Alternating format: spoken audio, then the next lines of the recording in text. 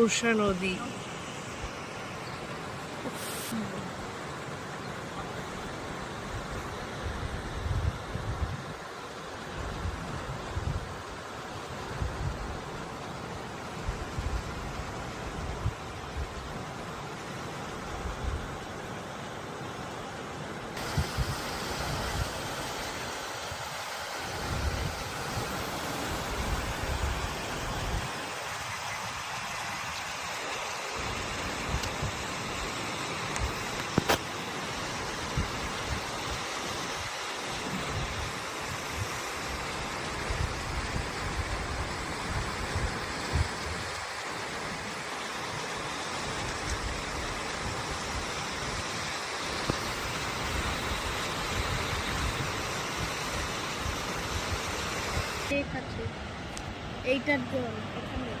Lake তো এটা তো কনস্ট্রাকশন হচ্ছে, এখান থেকে সব জিপসামগুলো তুলে নিয়ে যাচ্ছে।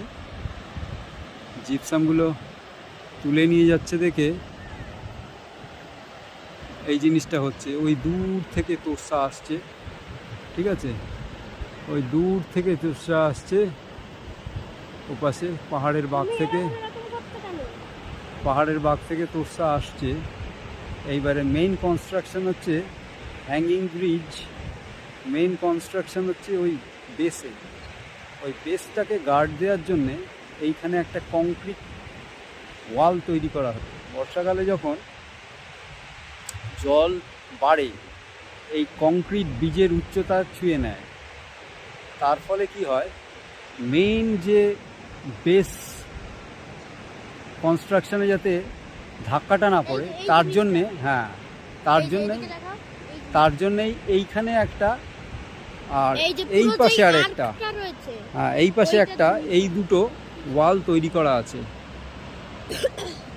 এই যে এই ওয়ালটা তৈরি করা আছে, এখানে একটা ওয়াল দেওয়া রয়েছে, ওইখানে একটা ওয়াল দেওয়া রয়েছে। এই দুটো ওয়াল তোরসার জলকে গার্ড দেয়, মেইন দুটো বেস কনস্ট্রাকশনকে গার্ড দেওয়ার জন্য। বেস কনস্ট্রাকশন এর নিচে রয়েছে। This is the hanging bridge. এই হচ্ছে হ্যাঙ্গিং ব্রিজ, এখান দিয়ে আসছে, এখান দিয়ে গাড়ি সমস্ত কিছু যায়। এই জায়গাটা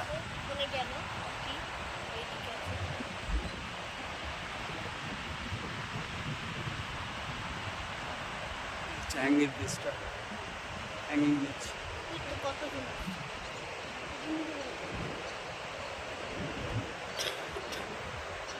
হিউজ কনস্ট্রাকশন, ভালো।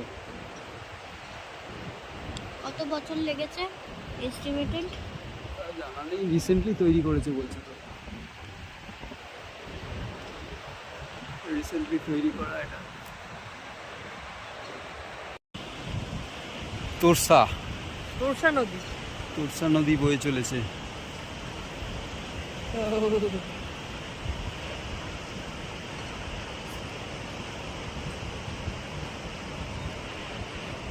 আর আমার ছেলে এগিয়ে চলেছে হ্যাঙ্গিং ব্রিজ দিয়ে।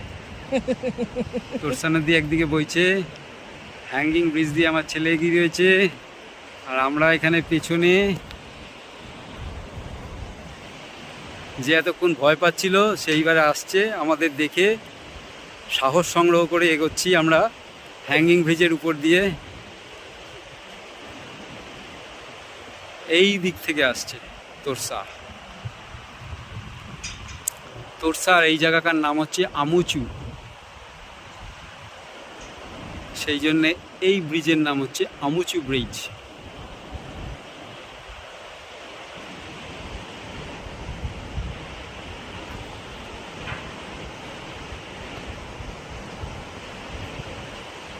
সামনের দিকে তাকাতে ভয় পাচ্ছে, সেই জন্য পিছন করে যাচ্ছে।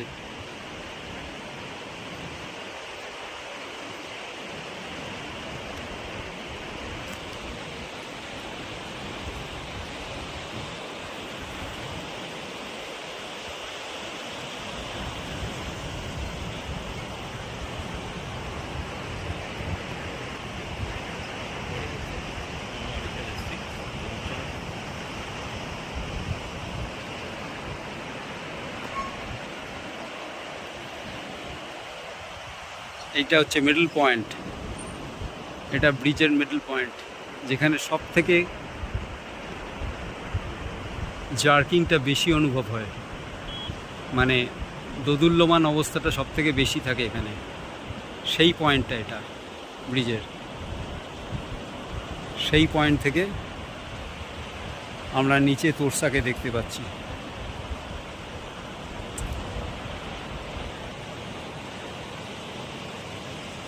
আমার পায়ের তলা দিয়ে তোরসা বইছে।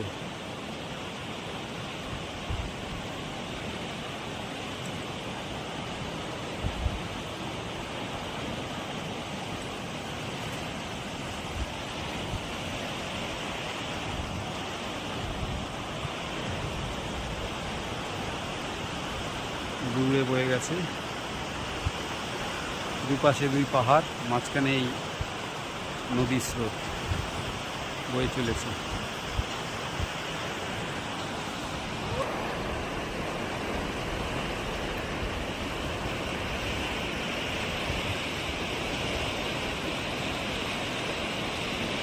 মেন স্ট্রিমের উপর দাঁড়িয়ে আমি, আমার পায়ের নিচ দিয়ে মেইন স্ট্রিম যাচ্ছে তোরসার।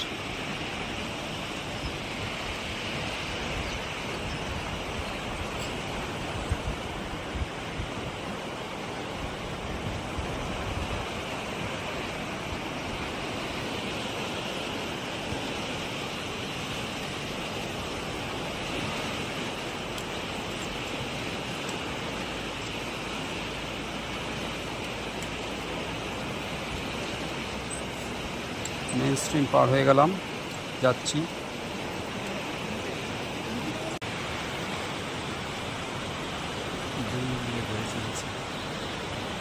তোরসা নদী।